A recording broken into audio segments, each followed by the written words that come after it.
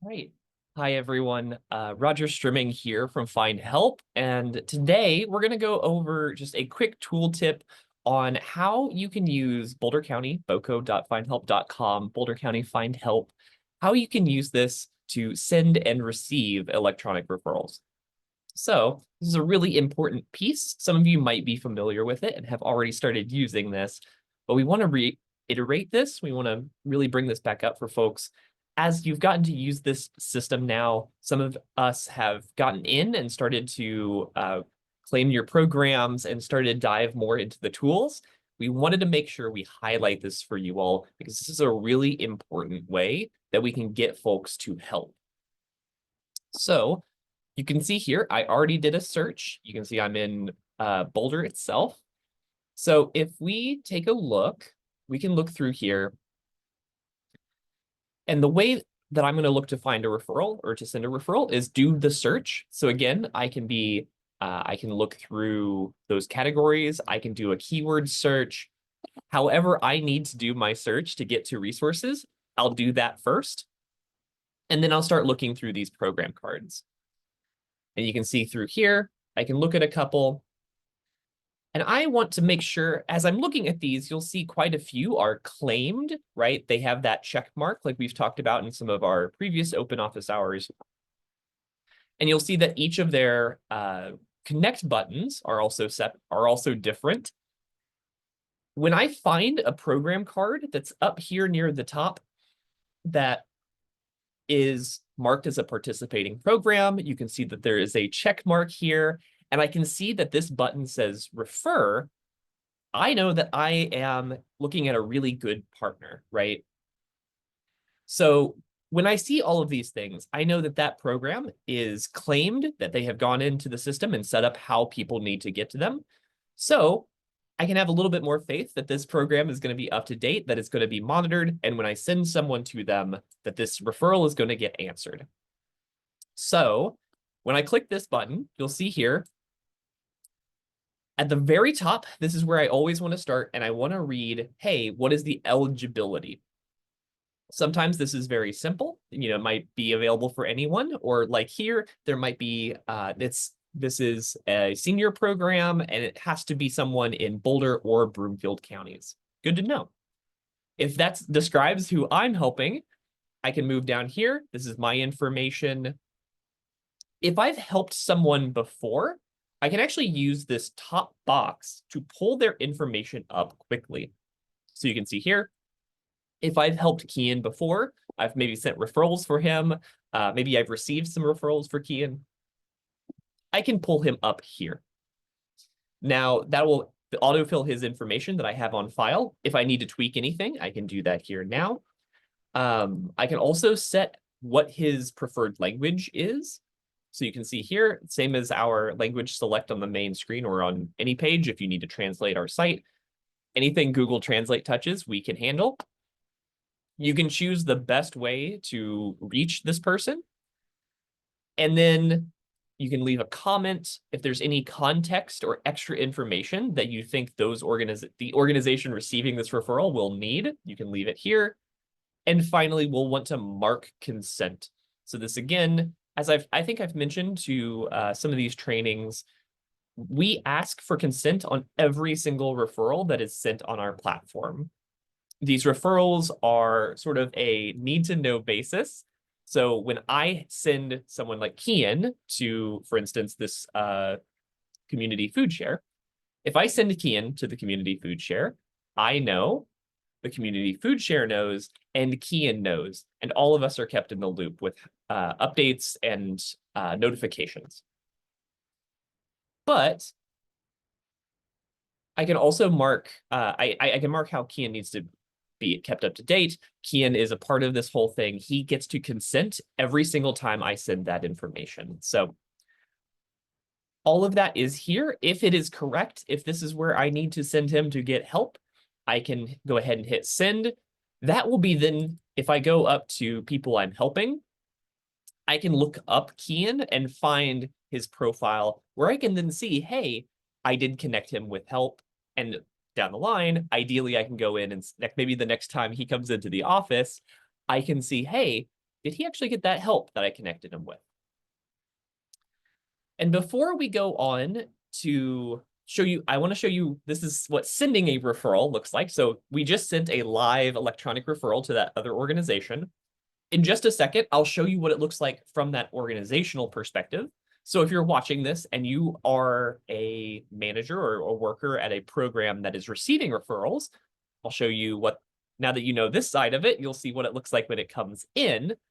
But before I get there, I want to show something called logging a referral. So let's say I'm working with a patient, a client, a help seeker, whatever your term is, and maybe the best opportunity to get them assistance is a program like Sister Carmen's Food Pantry here. Now, you can see they've claimed they are a participating program, which is great, but you can see that they don't accept electronic referrals right now. That's not uncommon when we're talking about food pantries, right? And if we click the next steps here, you can see that it's a very straightforward way to get services at this food pantry. They want us to go to the nearest location, or they want us to give them a call. Very straightforward. There's a lot of reasons. An organization does not have to turn on referrals when participating in Boulder County Findhelp. We want to get people to those organizations in the best way possible. And so some organizations like Sister Carmen's here might choose for different programs to set up different ways of accessing that help. So what happens then, right? If we want to help someone, we want to keep tabs of what kind of referrals we're doing. And we want to make sure that we're marking this so that when we help that person again, we know and can follow up and make sure, hey, they're progressing the way we want them to. The way we can do that in our system is by clicking this button here that says log a referral. So if we're looking at a program, you can see here that says see next steps, or even ones that say schedule on their site. For instance, this links out to an existing scheduler, right? So what I could do in this case is I could actually click their website link to go out to their site, create an appointment for the person, and then click this button here that says log a referral. What this is going to do is it is the exact same referral form that I just filled out. Again, you can see I'm filling in for myself. There is an eligibility piece here. I can type in someone's name if I've already helped them in the exact same way and autofill it through here. What's different about logging a referral is that when I click send on this, and I complete this, I send it, it's not going external to my organization. So it's not going to the other organization, right? So in this case, if I send this referral, the Emergency Family Assistance Association, the food bank here, they would not receive a notification or they would not receive an inbound referral for Kian. Now, the reason this works is that still goes onto Kian's profile and allows me to know when I'm looking at me or my team, when we're looking at his profile later, we can see that this referral exists. We can see, great, when we're working with Kian, we can ask, hey, did you get that assistance? If he did, I can update it myself, and it's in his record for us to continue his care. Additionally, one note that I want to make that came up, I had a really good conversation, a really good question around this. So it does not go out, this referral does not go out to the other organization, but if I choose to send an email or text message, those are, in our system, those trigger some automatic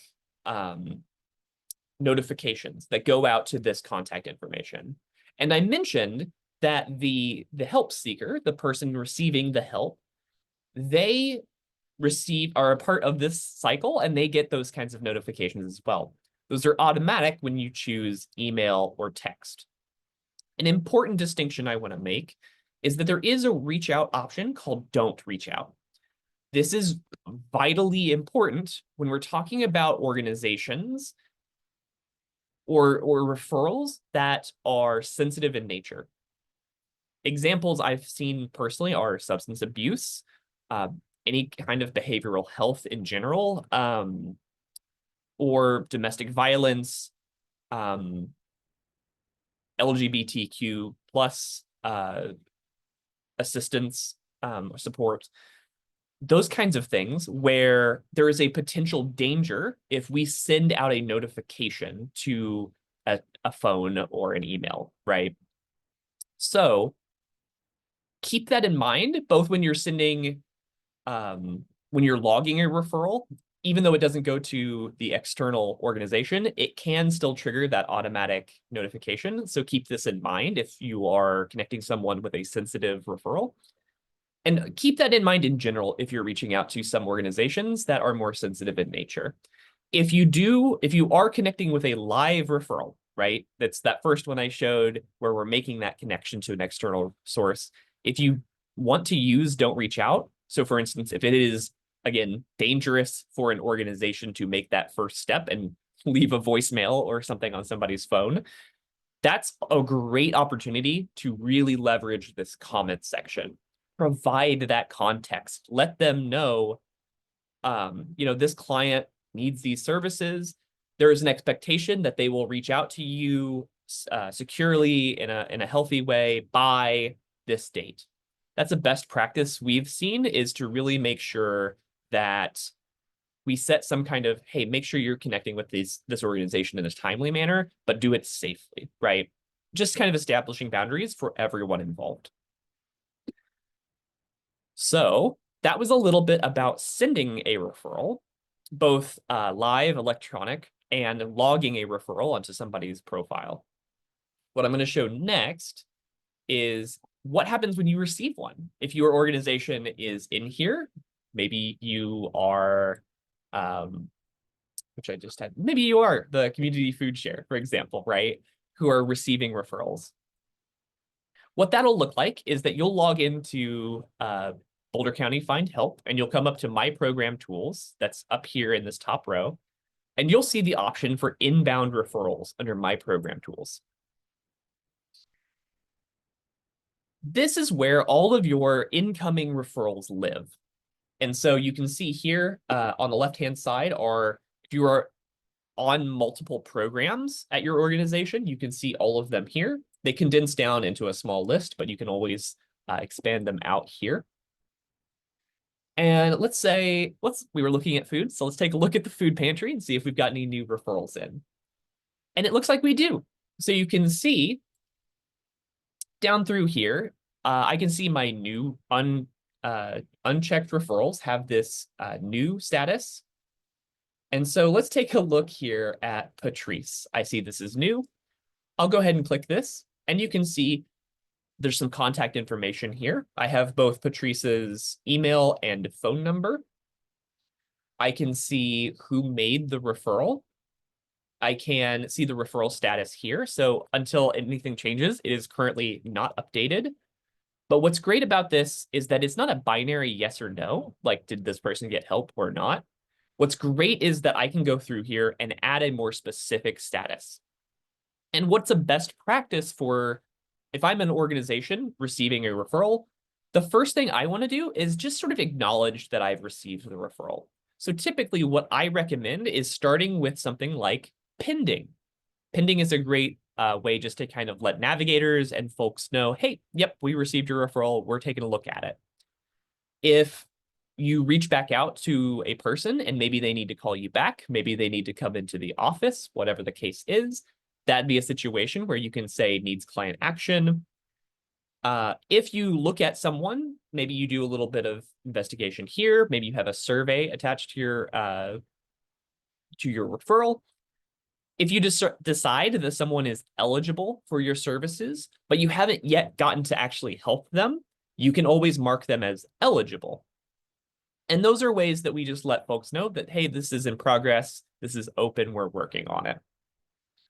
These other statuses that are in the green and the red, these are the closed loops. So these are the ones that let us know, hey, this person either did or did not get their service they needed, and why? What happened, right? Ideally, we want everybody to get these green check marks, the got help, right? But a lot of things happen. Sometimes if you're working with someone, if they are referred to you, and maybe your organization can't support that help right now, but maybe, you know that next door neighbor, that other program that can make a referral, right? Like I just showed you, go ahead and make that referral. And then you can actually close this referral out and say that you referred them elsewhere. You can always add a note to this person's profile on that referral, mark that, hey, they were referred elsewhere. And if you're if you're feeling very generous and want to make sure folks are kind of aware of where help is coming from, say, hey, we weren't able, maybe we weren't at capacity, we had funding issues, but we were able to connect them with this organization. Great. That's a perfect way to kind of use these tools to let folks know where things are at and who's getting help. And then, of course, there's all of these red statuses. These are the ones where, unfortunately, they weren't able to receive this service. And you can see there's quite a few options there. So this was a very quick walkthrough of how to both send and receive referrals in a super quick manner. If you're interested, there are more learning tools online in our Findhelp support. If you click up here on the top of any page, you can jump to our support portal. And what this does, this is sort of like a Findhelp Wikipedia. It allows you to go in and search for things that you need.